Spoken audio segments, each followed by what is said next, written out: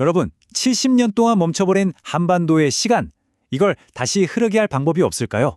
오늘 이 시간에는요, 이 분단의 벽을 넘어서 평화롭게 공존하기 위한 아주 담대한 정책 구상 하나를 한번 제대로 파헤쳐 보겠습니다. 자, 그럼 한번 시작해 볼까요? 이 사진을 보시면 지금 우리가 마주한 현실이 아주 선명하게 보이죠?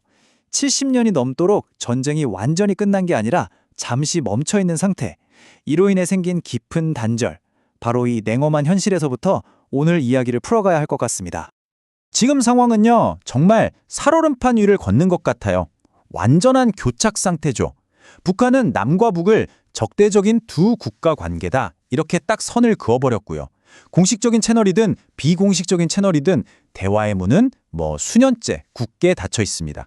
그러니까 이건 언제 깨져도 이상하지 않은 정말 아슬아슬한 평화라고 할 수 있겠죠.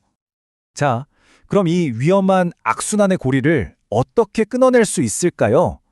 오늘 우리가 살펴볼 정책은요, 바로 이 지점에서 아주 근본적인 생각의 전환을 제안합니다.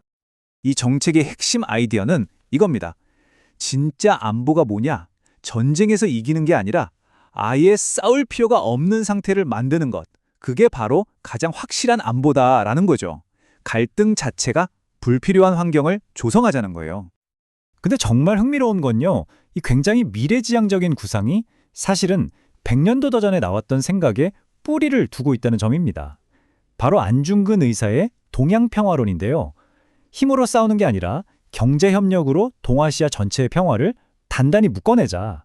바로 이 해안이 지금 우리에게 다시 한번 질문을 던지고 있는 셈이죠.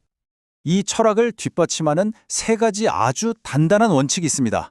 첫째, 북한의 체제를 우리가 인정하고 존중한다. 둘째, 우리가 흡수해서 통일하겠다. 이런 일방적인 목표는 추구하지 않는다. 그리고 셋째, 서로를 위협하는 군사적인 행동은 절대 하지 않는다. 이 세 가지가 바로 신뢰를 쌓기 위한 어떻게 보면 최소한의 출발점이라고 할 수 있겠습니다. 자, 그럼 이 정책의 핵심 엔진이라고 할 수 있는 평화경제 개념으로 한번 넘어가 볼게요. 이게 구체적으로 뭘 의미하는지 한번 보시죠. 평화경제라는 건 말 그대로 평화가 경제협력을 이끌고 그렇게 활발해진 경제협력이 다시 평화를 더 단단하게 만드는 이런 선순환 구조를 말하는 거예요. 평화를 그냥 정치적인 구호가 아니라 우리 모두에게 이익이 되는 경제적인 필수품으로 만들자는 거죠. 그래서 가장 중요한 질문이 나옵니다. 어떻게 하면 이 평화를 계속 유지할 수 있을까? 이 정책의 대답은 명확해요. 바로 평화를 지키는 게 경제적으로 훨씬 이득이 되도록 강력한 경제적 안전장치를 만들자는 겁니다. 그럼 이 경제적 안전장치가 어떻게 작동하는지 볼까요? 핵심은 우리끼리만 하는 게 아니라는 겁니다. 주변 나라들까지 다 끌어들여서 대규모 경제 프로젝트를 벌이는 거죠. 이렇게 되면 한반도의 안정이 곧 우리 모두의 경제적 이익과 직결되게 됩니다. 누구라도 이 평화를 깨려고 하면 그 경제적인 손실이 너무 커서 감히 시도조차 못하게 만드는 거예요. 바로 이게 안보 리스크를 공동의 경제적 기회로 바꾸는 방법입니다. 자, 이렇게 경제적인 틀을 만들었다면 가장 어려운 문제죠. 바로 핵 문제를 풀기 위한 외교적인 로드맵도 있어야겠죠. 한번 살펴보겠습니다. 여기서 대한민국의 역할이 정말 중요합니다. 그냥 옆에서 지켜보는 관중이 아니라요. 미국과 북한 사이에서 적극적으로 대화를 이끌고 전체 평화 프로세스의 속도를 조절하는 페이스메이커가 되어야 한다는 거죠. 여기서 제시하는 비핵화 계획은 한 번에 모든 걸 해결하자는 게 아니에요. 그건 현실적으로 너무 어렵잖아요. 대신에 아주 현실적인 3단계 접근법을 제시합니다. 우선 1단계로 더 이상의 핵 개발을 동결시켜서 상황이 악화되는 걸 막고요. 그 다음에 신뢰가 좀 쌓이면 2단계로 기존의 핵 능력을 줄여나가는 감축에 들어갑니다. 그리고 마지막으로 장기적인 관점에서 핵 없는 한반도, 즉 완전한 폐기를 달성. 자, 그렇다면 만약 이 모든 구상이 성공적으로 이루어진다면 과연 한반도의 미래는 어떤 모습으로 그려질까요? 한번 상상해 보시죠. 바로 이겁니다.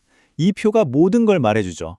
지금까지 우리 경제의 발목을 잡아왔던 그 코리아 리스크 있잖아요. 지정학적 불안정성, 막대한 안보 비용. 이걸 완전히 뒤집어서 전 세계의 투자와 인재가 몰려드는 코리아 프리미엄으로 바꾸자는 겁니다. 위기를 기회로 만드는 거죠. 이 코리아 프리미엄이라는 게 그냥 멋있는 말이 아니에요. 이게 바로 여러분과 저의 삶에 직접적인 영향을 미칩니다. 스마트 인프라, 친환경 기술, 관광 같은 미래 산업에서 새로운 일자리가 막 생겨날 거고요.